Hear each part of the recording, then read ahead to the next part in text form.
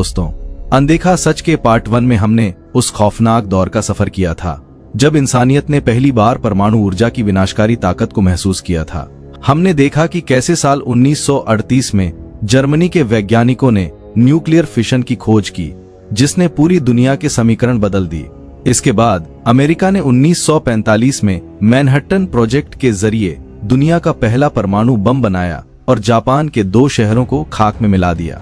हमने उस महान जासूसी की कहानी भी जानी जिसके दम पर सोवियत संघ रूस ने अमेरिका के गुप्त दस्तावेजों को चुराकर 1949 में अपनी परमाणु शक्ति का लोहा मनवाया। इसके साथ ही हमने यूनाइटेड किंगडम ब्रिटेन के साथ हुए उस ऐतिहासिक धोखे का जिक्र किया, जिसके बाद ब्रिटेन ने खुद की मेहनत से 1952 में परमाणु क्लब में जगह बनाई।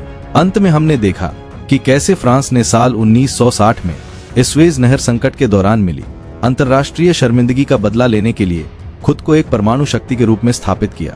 ये वे 4 देश थे जिन्होंने परमाणु राजनीति की नींव रखी थी।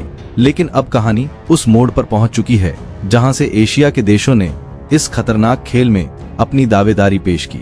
चीन की परमाणु शक्ति बनने की कहानी किसी रोमांचक फिल्म की तरह है, जहां दोस्ती, दुश्मनी और स्वाभिमान का अनोखा संगम देखने को मिलता है।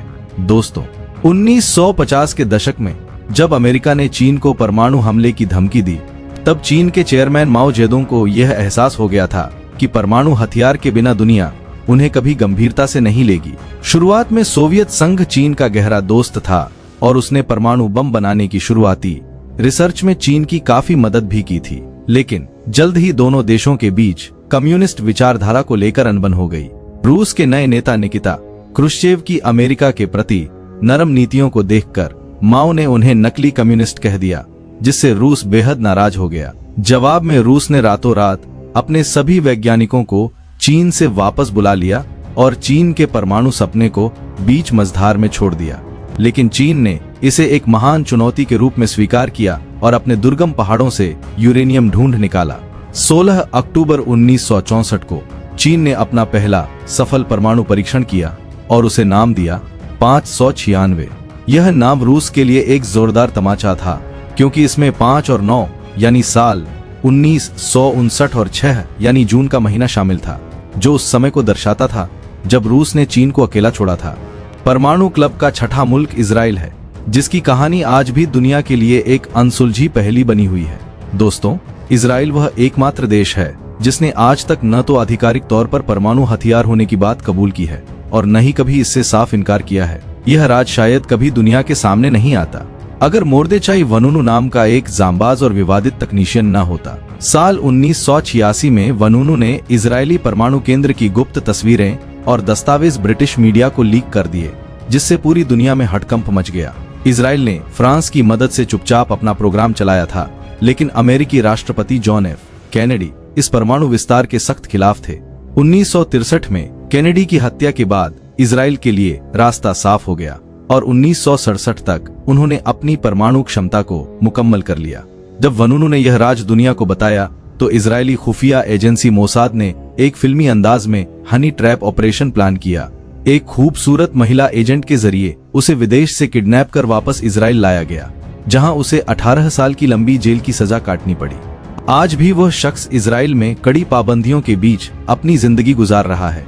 परमाणु शक्ति हासिल करने वाला दुनिया का 7वां मुल्क भारत बना, जिसकी वैज्ञानिक नींव आजादी से पहले ही रखी जा चुकी थी। शुरू में भारत के परमाणु कार्यक्रम का एकमात्र उद्देश्य शांतिपूर्ण कार्यों के लिए बिजली पैदा करना था, लेकिन 1962 के भारत चीन युद्ध में मिली हार ने देश की सुरक्षा नीति को पूरी तरह बदल दिया। जब 1964 में चीन एक परमाणु शक्ति के रूप में उभरा, तो भारत के लिए यह करो या मरो वाली स्थिति बन गई थी। भारत ने चतुराई से दुनिया के सामने बिजली बनाने का बहाना बनाकर कनाडा और अमेरिका से न्यूक्लियर रिएक्टर्स हासिल किए, लेकिन पर्दे के पीछे परमाणु हथियार बनाने का काम पूरी शिद्दत से जारी रहा।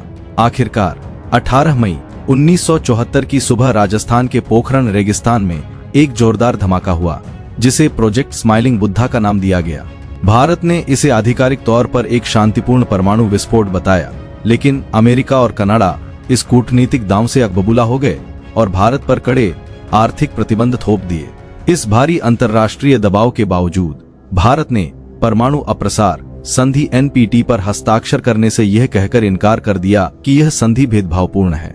दक्षिण अफ्रीका की कहानी दुनिया के इतिहास में सबसे अनोखी और प्रेरणादायक मानी जाती है। दोस्तों, 1970 के दशक में दक्षिण अफ्रीका में रंगभेद का काला कानून लागू था, जिसकी वजह से लगभग पूरी दुनिया ने उनका सामाजिक और आर्थिक बहिष्कार कर दिया था। सोवियत संघ के बढ़ते प्रभाव से डरे हुए दक्षिण अफ्रीका ने इस मुश्किल घड़ी में इजराइल के साथ एक गुप्त सैन्य और परमाणु समझौता किया। इजराइल ने उन्हें उन्नत फाइटर जेट्स और परमाणु रिसर्च की जानकारी दी और इसके बदले में दक्षिण अफ्रीका ने इजराइल को भारी मात्रा में यूरेनियम प्रदान किया। साल 1979 में समंदर के बीच एक रहस्यमयी रोशनी देखी गई, जिसे इतिहास में वेला इंसिडेंट कहा जाता है।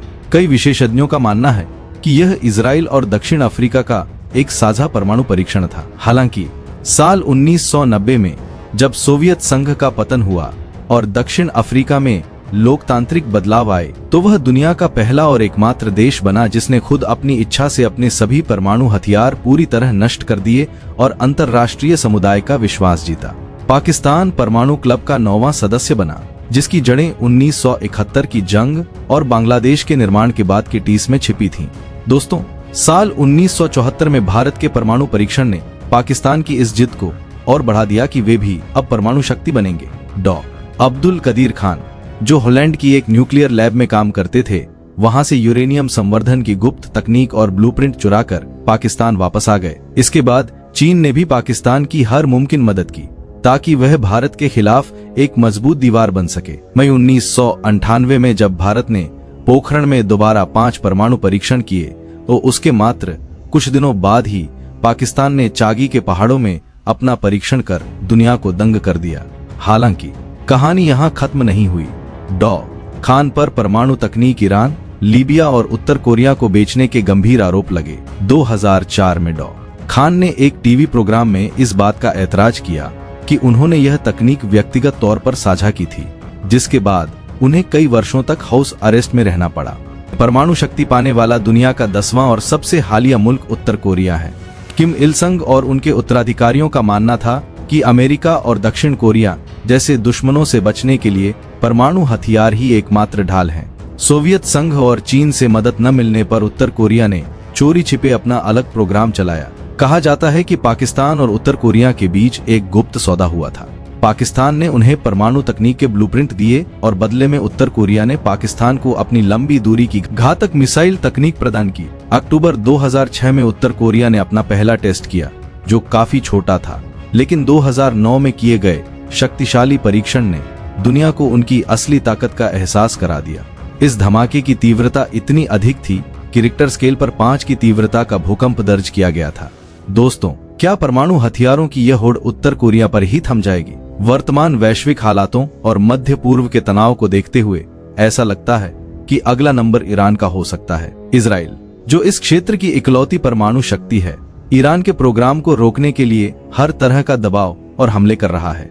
लेकिन अगर ईरान परमाणु संपन्न होने में कामयाब रहा, तो सऊदी अरब भी इस दौड़ में पीछे नहीं रहेगा। प्रिंस मोहम्मद बिन सलमान पहले ही यह ऐलान कर चुके हैं कि अगर ईरान बम बनाता है तो सऊदी अरब भी परमाणु शक्ति बनेगा। अनदेखा सच के इन दोनों भागों में हमने देखा कि कैसे जासूसी, कूटनीति और आपसी विश्वासघात ने दुनिया को महाविनाश के कगार पर ला खड़ा किया है। दोस्तों, क्या आपको लगता है कि परमाणु हथियारों का होना दुनिया में शांति और शक्ति संतुलन के लिए जरूरी है, या ये एक ऐसी आग है जो किसी भी दिन पूरी मानवता को राख कर सकती है? अपनी राय हमें कमेंट सेक्शन में जरूर लिखें।